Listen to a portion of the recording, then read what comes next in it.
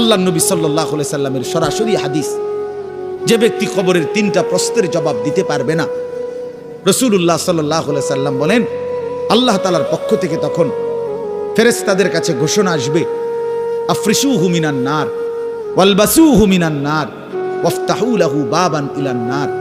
আমার এই নাফরমান বান্দার কবরে জাহান্নামের বিছানা বিছিয়ে দাও, জাহান্নামের পোশাক পরিয়ে দাও, আর জাহান্নাম বরাবর তার জন্য কবর থেকে দরজা খুলে দাও।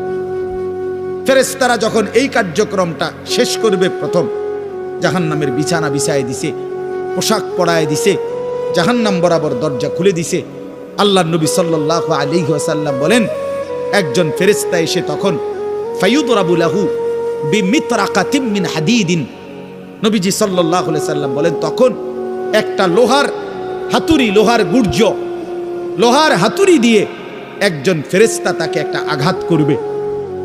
কি আঘাত, কোথায় আঘাত করবে? সরাসরি হাদিসের শব্দ, বরবাতান বাইনা উজুনাইহি, তার 2 কান বরাবর একটা আঘাত করবে। রাসূলুল্লাহ সাল্লাল্লাহু আলাইহি সাল্লাম বলেন